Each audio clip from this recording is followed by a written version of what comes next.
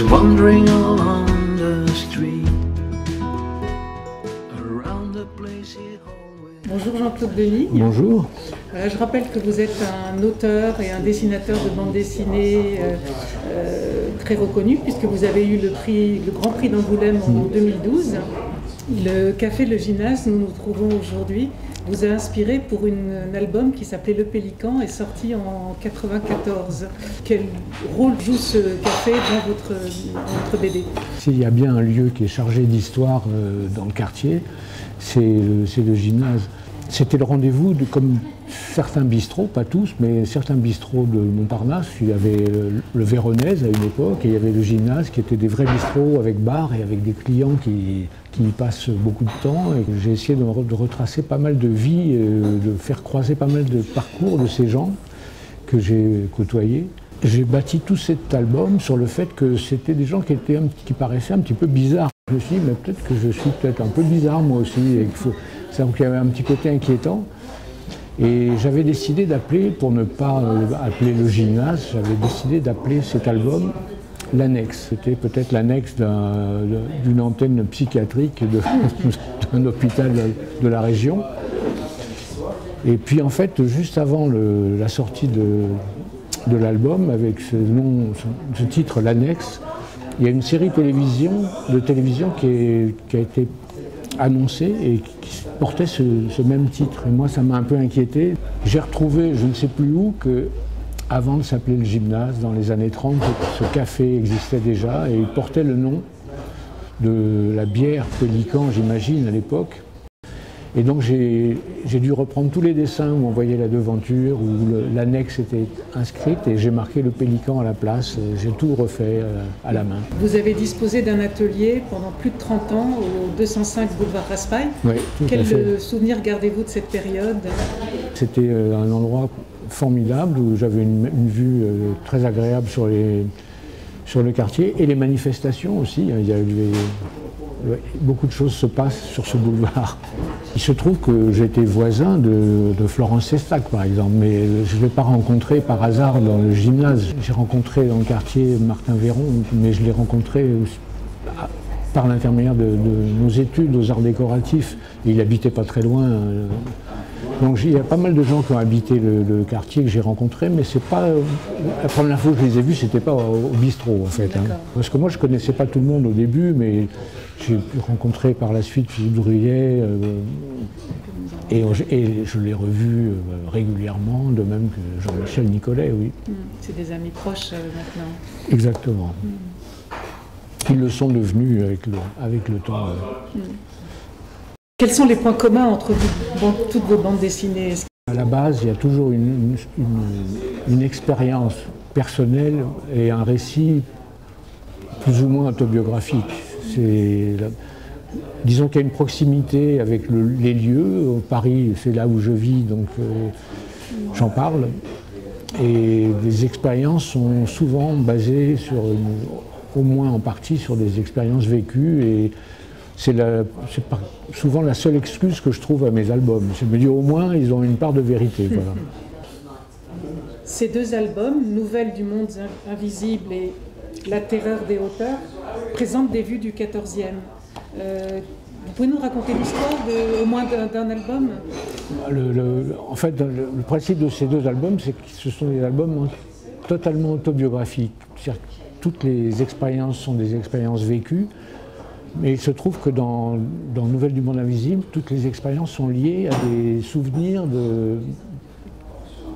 appuyés, adossés à des parfums ou à des odeurs. Quel regard portez-vous sur votre production de Toute une vie? Vous imaginiez, quand vous étiez jeune, que vous feriez toute votre vie dans la BD?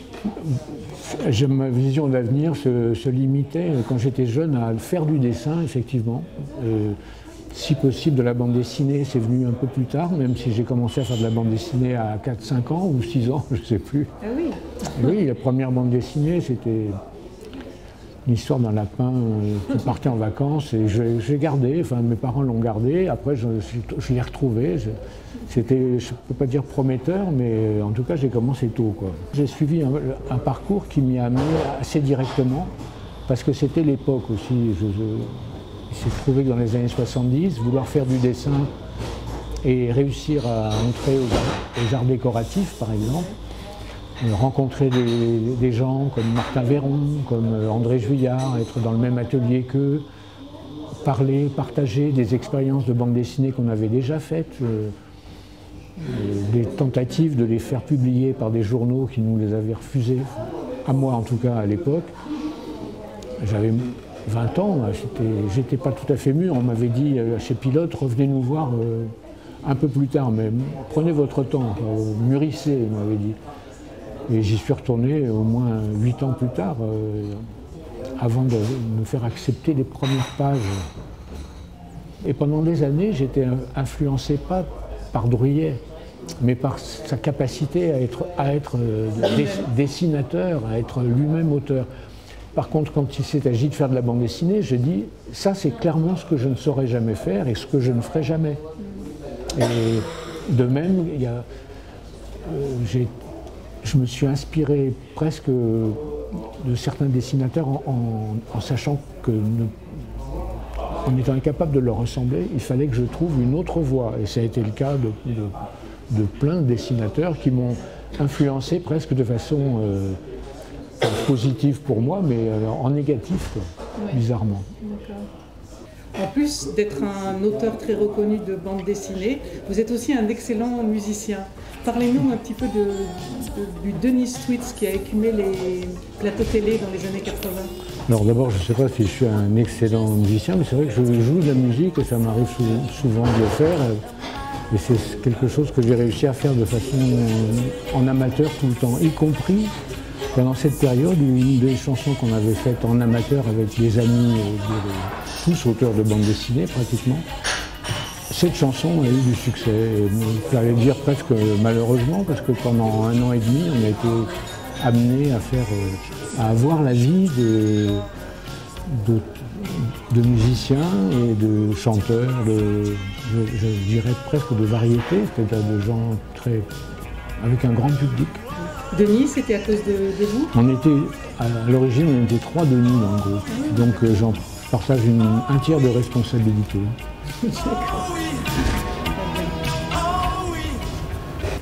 Vous avez réussi à rassembler vos talents en musique et en talents en dessin dans un petit clip qui a pour décor le quartier de Montparnasse.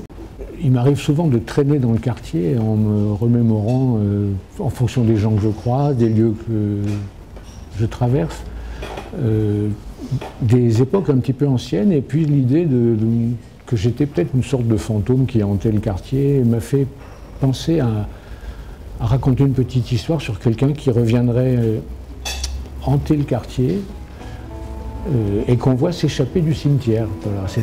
L'histoire comme ça semble un petit peu pas très réjouissante, mais en fait c'est quelqu'un juste qui refuse de rester prisonnier de sa dernière demeure. Et il se promène dans la rue et les gens se disent « mais vous êtes sûr qu'il n'était pas mort il y a 2 ans, celui-là, ou 3 ans ?» Et donc j'en ai fait une chanson qui fait partie d'un petit album qui est sorti en 2021, il n'y a pas si longtemps que ça. Et puis j'ai eu l'occasion d'en faire un petit clip à base de dessins, d'aquarelles, de croquis, qui ont tous été faits dans le quartier. Donc, et pas très loin du cimetière Montparnasse, qui est un lieu très joli, très agréable, dans lequel se reposent beaucoup de gens dignes d'intérêt et quelques amis aussi.